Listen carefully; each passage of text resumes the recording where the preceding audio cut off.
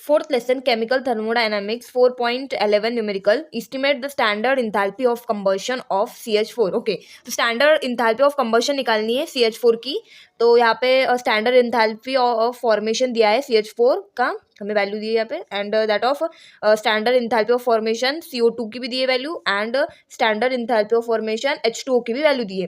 तो देखो हम गिवन में ये सब लिख देते हैं. ओके, गिवन में पहले स्टैंडर्ड एंथैल्पी ऑफ फॉर्मेशन क्या लिखेंगे CH4, यहाँ पे जो भी गिवन है वो. Then standard enthalpy of formation क्या लिखेंगे CO2, and then standard enthalpy of formation लिखेंगे H2O. ओके, तो हमने गिवन में इनकी वैल्यूज लिख दिए.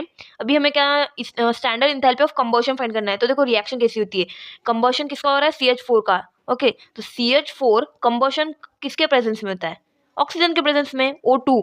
तो हमें रिएक्शन क्या फॉर्म होगी, तो जब भी कंबशन होता है क्या फॉर्म होता है, कार्बन डाइऑक्साइड फॉर्म होता है, यानी कि CO2 प्लस क्या फॉर्म होता है, वाटर. जब भी कंबशन करे दो ही हमें चीज प्रोडक्ट में फाउंड मिलेंगी, that is carbon dioxide and second is water.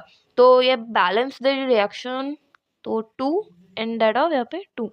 तो देखो अभी हमें फाइंड क्या करना है, delta R enthalpy of standard enthalpy of reaction find करना है.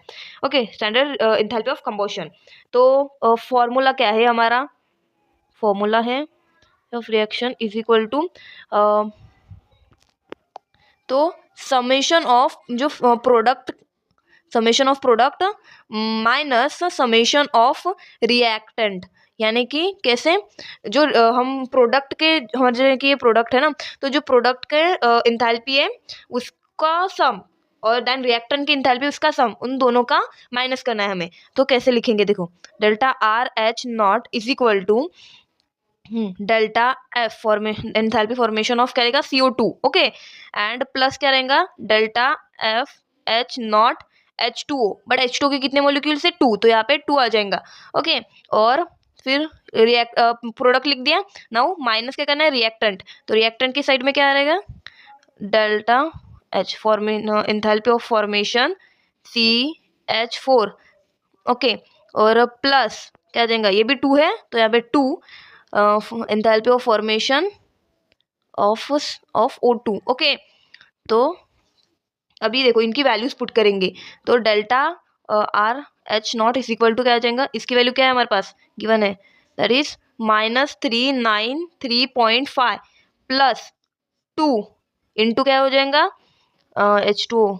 हाँ ये देखो यहाँ पर इसकी value that is -2.-28.5.8. Okay, then okay ये दो वैल्यूज, एंड उसके बाद इन दोनों को माइनस करना है.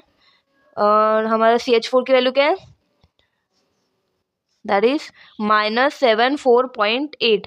ओके, तो अभी और देखो यहाँ पे जब भी ऐसे कोई फॉर्मूले में वैल्यूज है, तो जो स्टैंडर्ड इंथैल्पी ऑफ कंबशन में या फिर कहीं पे भी इंथैल्पी हम अगर कैलकुलेट कर रहे हैं, तो जो O2 की वैल्यू होंगी वो ऑलवेज 0 रहेंगी, यानी कि ऑक्सीजन की वैल्यू ऑलवेज 0 रहेंगी. ओके, तो यहाँ पे ऑक्सीजन की वैल्यू 0 लिए, तो इसीलिए हम ये 3 जो वैल्यूज है वो पुट करके इसका आंसर निकालेंगे. तो delta R H naught is equal to ये आ जाएगा -3931.5 प्लस इंटू कर लेंगे तो आ जाएगा -571.6. ओके, ये माइनस माइनस क्या हो जाएगा, प्लस 74.8. ओके, तो नाउ इन दोनों को क्या करेंगे, माइनस है, तो इन दोनों का क्या हो जाएगा, इन दोनों की माइनस है तो एडिशन होंगी, बट साइन कौन सा रहेगा, निगेटिव साइन, इन दोनों के एडिशन.